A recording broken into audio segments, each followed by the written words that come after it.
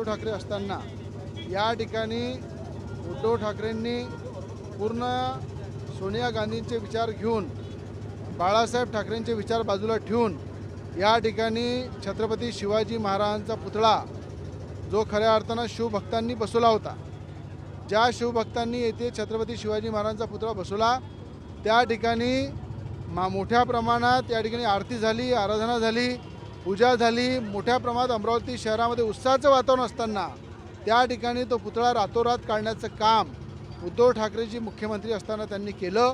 ज्या ठिकाणी महाराजांचा अवमान केला, विटंबना केली, त्या ठिकाणी खऱ्या अर्थानं त्यांना धडा शिकवण्याचं काम महाराष्ट्राच्या शिवभक्तांनी आणि महाराष्ट्राच्या जनतेने उद्धव ठाकरेंची काय परिस्थिती झाली हे आपल्या सगळ्यांना माहीत आहे।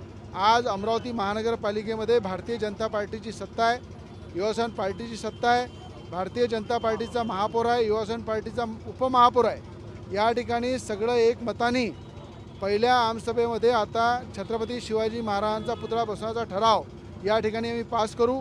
त्या ठरावाचा पूर्ण प्रस्ताव महानगरपालिकेच्या आयुक्ताच्या माध्यमातून, महापौराच्या माध्यमातून, उपमहापौराच्या माध्यमातून तो मंत्रालयात पाठवू आणि त्या ठिकाणी मंत्रालयामध्ये लीगल पद्धतीनं त्या ठिकाणी मंत्र्याच्या सगळ्या बैठकी करून मुख्यमंत्र्याची मान्यता घेऊ। मुख्यमंत्र्यांनी त्याला होकार दिलेला आहे की मी छत्रपती शिवाजी महाराजांचा पुतळा बसवण्याची परमिशन देतो, आपण त्याची पूर्ण फाईल पूर्ण प्रोसेस करा, मंत्रालयामध्ये आपण त्याला मान्यता देऊन या ठिकाणी लवकरात लवकर पुन्हा तो पुतळा या राजापेठ चौकामध्ये विराजमान होईल। या ठिकाणी छत्रपती शिवाजी महाराजांना बसवला जाईल।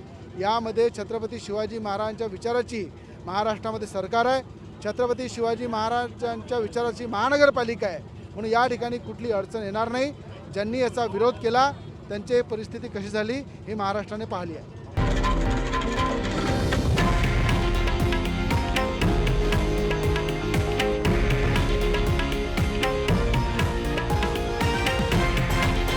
हे आहे देशातील नंबर 1 न्यूज नेटवर्क आणि आपण पाहत आहात TV9 मराठी, एकमेव।